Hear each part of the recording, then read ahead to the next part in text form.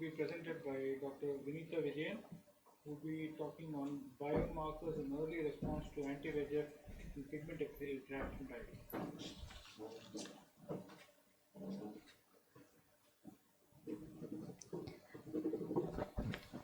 Age-related macular degeneration is a leading cause of severe vision loss in elderly. It accounts for 8.7% of blindness worldwide. Wet AMD accounts for 10 to 15% of the AMD cases. And CNV appears to be the hallmark feature of NAMD, which can be within the retinal layers, below the retinal layers, underneath the RPE, leading to intraretinal fluid, subretinal fluid, and pigment epithelial detachment. So PEDs are composed of different materials. It could be a serous fluid, neovascular tissue, and fibrous tissue. So the fibrovascular component of the PED is the worst, indicates the worst visual prognosis. So in our study, it's a novel study where we use the pigment epithelial detachment composition indices, where the relative amounts of the fibrous, the neovascular, and the serous tissue was taken respectively, and image processing approach for discriminating the different tissues within the components of the PED was done, and changes in the fibrotic, the serous, and the neovascular components within the PED was captured by the PET-C and this was used to reflect the anti-VEGF treatment response. So coming to the aim, it is to evaluate the pigment epithelial detachment composition in eyes with NAMD undergoing anti-VEGF therapy. It's a retrospective study and for a period of 2 years in 40 eyes of 34 patients. The inclusion criteria being the patients with confirmed PED captured on OCT at baseline, treatment naive status at baseline, 2-year follow-up with BCVA and OCT imaging, the minimum PED height being 75 microns within 3 millimeters of fovea, exclusion criteria being poor visibility of PED, Drusen PED, prior treatment, and other ocular pathologies. The data parameters were the BCVA, the PED horizontal maximum diameter, the PED maximum height, PED area, CMT, the SRF area, the IRF area, the PED area, and the PET-C indices. So the images were the scans were acquired from the Edelberg Spectralis device, and we had used the ImageJ software to separate the various components, the fibrous component, the serous component, and the neovascular component. The fibrous component was a hyperreflective reflectivity. Hyperreflectivity was shown. Neovascular was an intermediate reflectivity, and serous was having a hyporeflectivity. And the fibrous PED area, the neovascular PED area, serous PED area was calculated.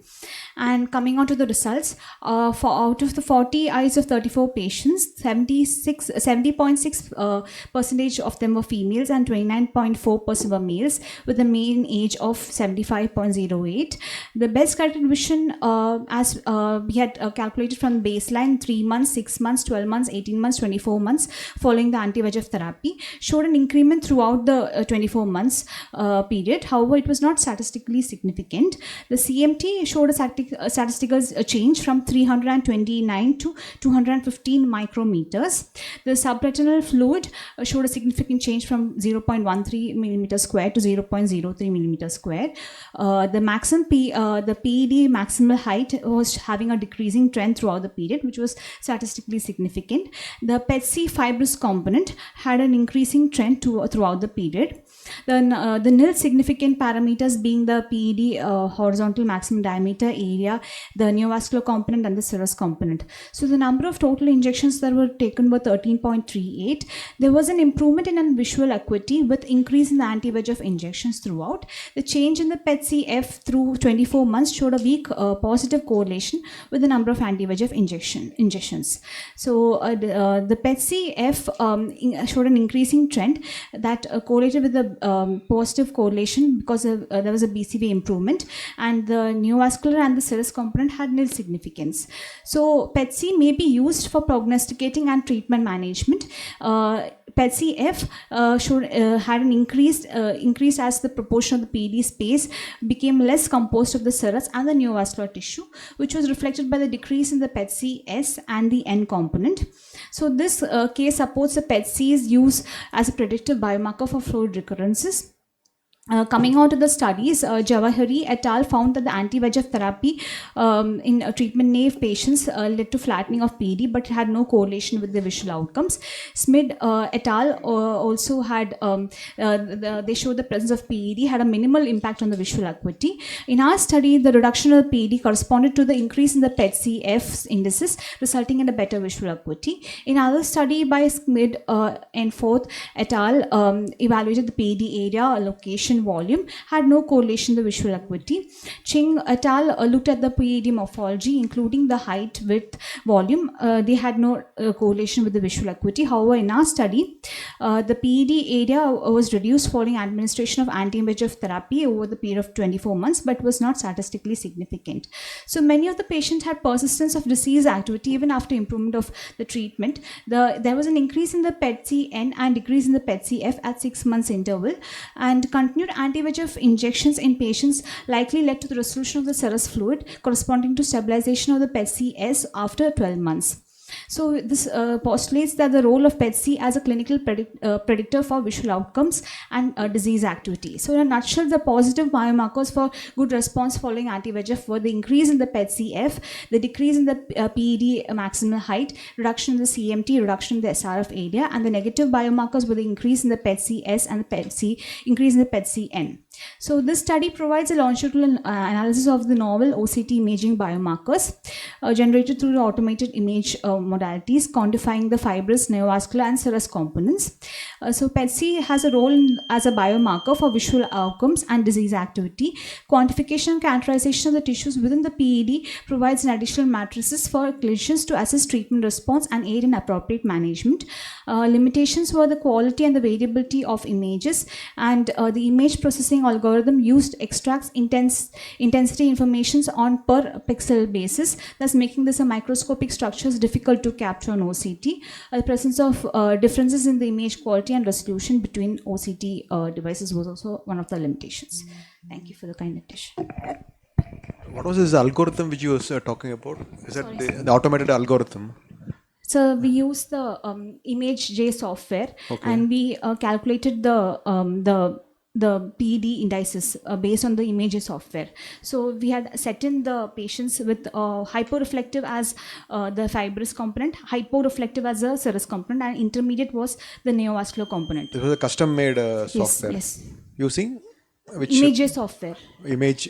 J. Okay, J. Okay. So then did you include all the anti-VEGF, or you're focusing on one particular anti-VEGF? Yeah, we included all the anti-VEGFs. Okay. So the machine, how good it was to differentiate? You gave that this is a fluid and this is a tissue. We had instituted that into the machine, and based on that, they had calculated the parameters. Okay. So when you're trying to work with you clubbed all the anti-VEGF into a single group and studied the response. Yes. Which may not be a valid thing, because we know that some anti-VEGF have a better response in the sub-RB component. So that may be a little bit skew or findings, because some of like brolucizumab as well as aflibercept and Vabysmo, probably they have a better effect on the sub-RP component compared to routine Avastin and Lucentis. So that may a little bit give you a skew in your findings. That you might be aware of that. So we are doing a But you didn't show any image like for using that algo. Can you show that again? You have any algo? No, I don't have that image. So that is very important. Now, if you want to get an idea of how you are reading, whether the image was being read correctly, whether the fluid component, the neovascular, all those things, whether the image is automated software is reading correctly. So we need to get an idea of whether the machine is able to. You should have showed that, so that we get a more confidence in your robustness of the data.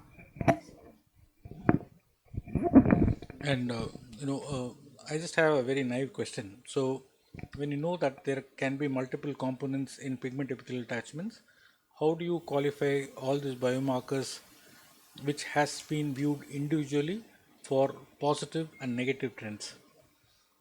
So I didn't get your question. Yes. Correct. Okay. So each eye and each So PD, based on PDs. the amount of which component is greater, based on that we are taking it. No, not that. So there are multiple components in each of these PEDs, right? So one which is based on the software which you have been evaluated. Now, how do you come to this conclusion of positive and biomarkers and the negative biomarkers when you have various components in each PEDs? So I had actually checked the amount of the, so if the fibrous was higher, probably that is good response to treatment, was what. This is what I'm saying.